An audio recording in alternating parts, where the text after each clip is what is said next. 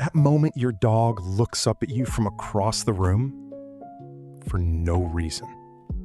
Just looks. No food, no walk, no reason you can see. Most people smile and look away. But researchers who study canine cognition call that behavior referential looking. And it only exists in one other species on the planet. Yours. Your dog didn't learn to do that from other dogs. Dogs don't look at each other that way. They learned it from watching you, specifically, for every year of their life. Which means everything you do in front of them is being recorded, including the things on this list. These are 10 things you do, most of them without knowing, that your dog stores, accumulates, and eventually responds to in ways you won't see coming until something has already shifted. Number 5 is the one people argue about. But number 8 is the one that changes things permanently. Number 1, you use your voice like a volume dial. Your dog just pulled the leash towards something. You say their name. They ignore it. You say it louder. Still nothing. So you repeat it, louder again, until the word you chose as their name becomes background noise associated with frustration. Here's what's happening in their brain. A 2018 study from Eötvös Loránd University in Budapest used fMRI imaging to show that dogs process human speech in 2 separate hemispheres, exactly like humans do. The left hemisphere processes the words. The right hemisphere processes the emotional tone. When both match, calm word, calm tone, the reward center activates. When they don't match, urgent word, sharp tone, the dog stops processing the content entirely and shifts to threat assessment. You think you're communicating. They've already stopped listening and started reading your body for signs of danger. The dogs who respond best to their owners aren't the most obedient. They're the ones whose owners learned that dropping their voice lower, not louder, is what actually reaches a dog's nervous system. Number 2, you end the walk when you're ready. Your dog has been asking to go outside for 20 minutes. You clip the lead on, walk the usual route, and bring them home when you've decided enough time has passed. That's not a walk. That's exercise, with a dog attached. Alexandra Horowitz at Barnard College, one of the leading researchers in dog cognition, has documented that when dogs are allowed to set the pace and direction of a walk, their cortisol levels drop measurably lower than dogs walked on a fixed route at a human-directed pace. The difference isn't the distance, it's the agency. Your dog's nose processes smell in a way that's roughly 40 times more neurologically complex than your visual cortex processes what you see. When they stop at a patch of grass for 3 minutes, they're not being slow. They're reading a story with a resolution you'll never have access to. Every time you tug them away before they've finished, you're closing a book mid-sentence. Do this enough times and something changes about how your dog approaches the leash.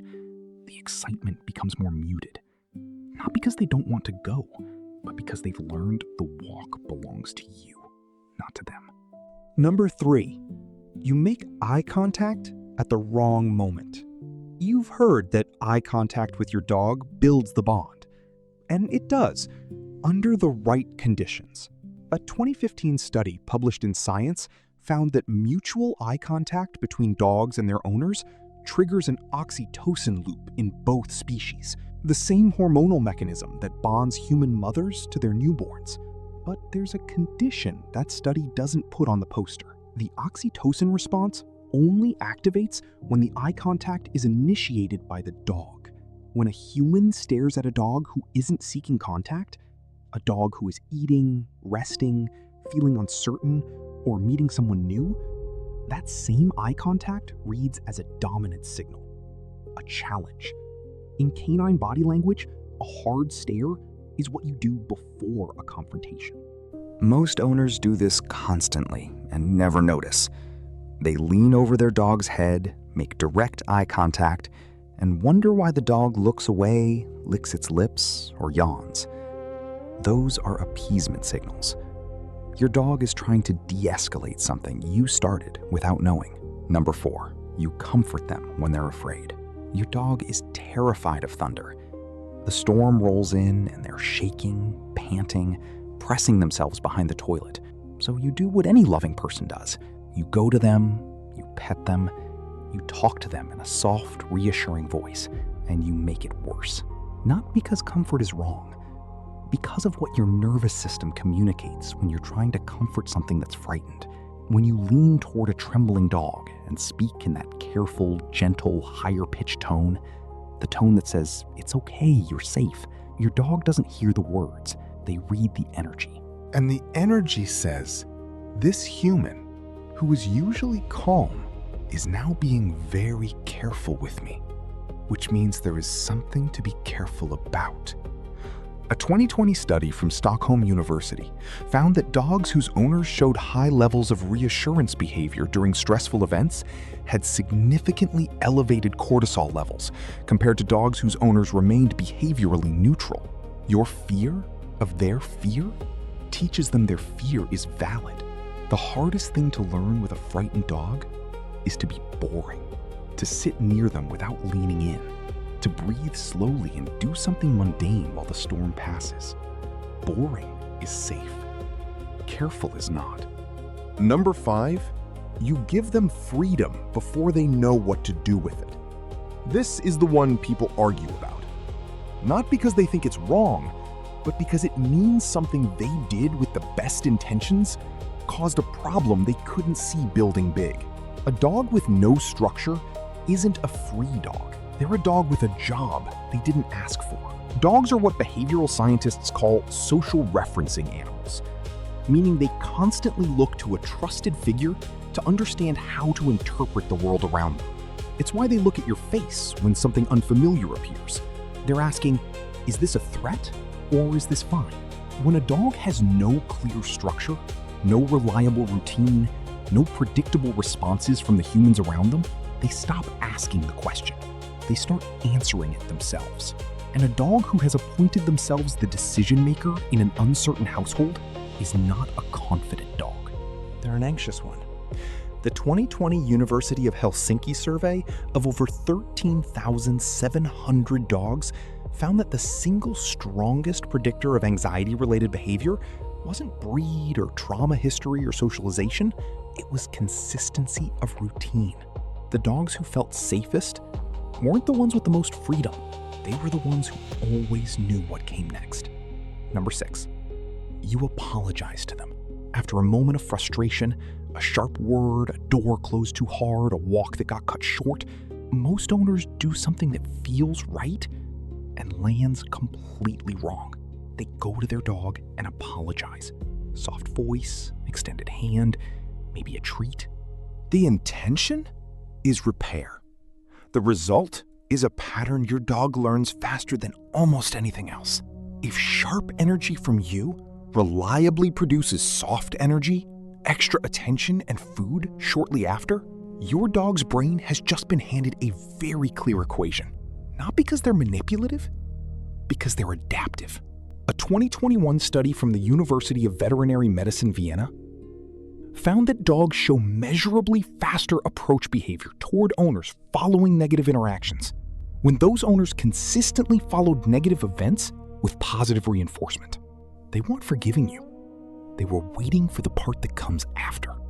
Number 7, you let them meet dogs they haven't chosen. Your dog is on a walk. Another dog appears on the opposite sidewalk. You think, socialization. You cross the street. What just happened in your dog's body? Their cortisol spiked before the other dog was within 20 feet. Their gaze locked. Their stride shortened. Their tail rose or tucked, depending on what they were already carrying into that moment. And then you put them 2 feet apart, with taut leashes and the emotional math of 2 nervous systems trying to read each other through the worst possible interface. Canine behaviorist Patricia McConnell has documented that on-leash greetings between unfamiliar dogs have a significantly higher rate of negative outcomes than off-leash greetings, specifically because the leash removes the dog's ability to control the distance, which is the first thing a dog uses to assess whether something is safe. When you force the meeting, you take away the only tool your dog had.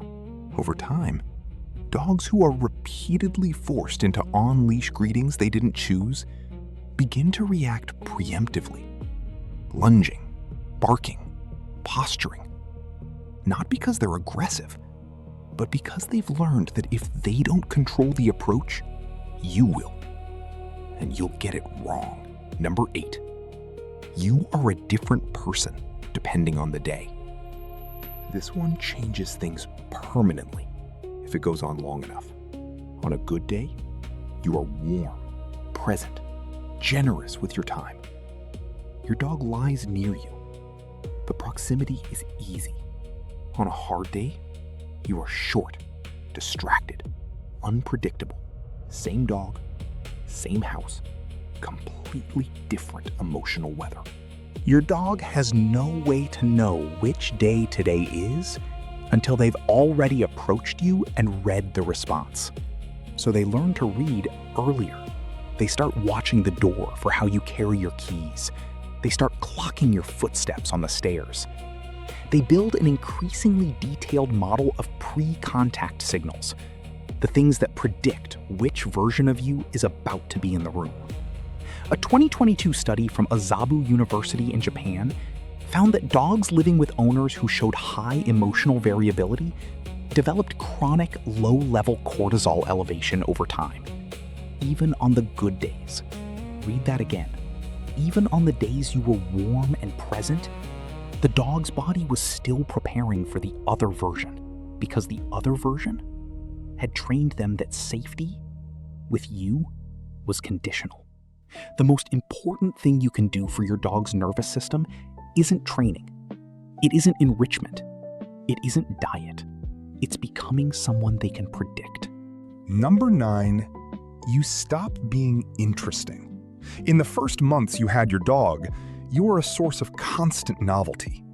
New places, new smells, new games, new textures and sounds and experiences. And then life settled. The route became the route. The toys became the toys. Your dog's brain did not settle with you. Research from the University of Veterinary Medicine in Vienna on canine cognitive enrichment found that dogs in low stimulation environments showed measurably elevated cortisol, reduced play initiation, and increased proximity-seeking behavior with their primary attachment figure. That last one sounds like love. It's anxiety. The dog who follows you from room to room, who can't settle, who always needs to know where you are, that dog isn't devoted.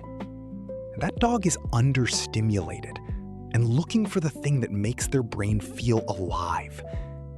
You used to be that thing. You can be again. It doesn't require money or hours. It requires being unpredictable, in good ways. A different turn on the walk, a game with a cardboard box, 10 minutes of training something new. Novelty, to a dog's nervous system, is not a luxury. It's oxygen. Number 10, you push away their love. Your dog sees you. You've been gone for 8 hours, for 40 minutes, for however long, and they see you. Their whole body responds before you finished opening the door, and you're on a call, or carrying groceries, or already thinking about the next thing. So you push them down. You say, "Not now," in that tone they absolutely pick up on. Your dog learns how to behave by watching how you react to what they do. If they keep seeing frustration or absence when they try to show love, eventually they stop trying. A 2020 study from the University of Helsinki surveyed thousands of dogs and found that 70% displayed consistent signs of anxiety. The researchers noted that even in loving homes, the way humans express affection doesn't always translate into what dogs actually need to feel secure. Your dog isn't being needy when they come to you. They're speaking the only emotional language they have. If you keep pushing that away, one day they'll stop speaking it altogether. Getting that connection back takes much longer than you'd expect. Your dog is not keeping score, but they are keeping something.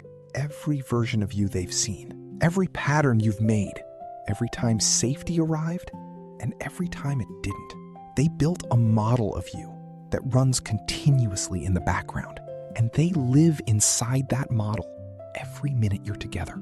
The question isn't whether your dog loves you. They do, completely, in the way only something that has never decided not to can. The question is whether the model they built of you matches the person you want to be for them. Because you can change the model, starting with the next hour you spend with them. That look across the room, the one with no reason you can see. They're not asking for anything. They're just checking that you're still the person they think you are. Which of these hit closest to home for you? Tell me in the comments. And if you want to keep going deeper into what's actually happening inside your dog's brain, subscribe.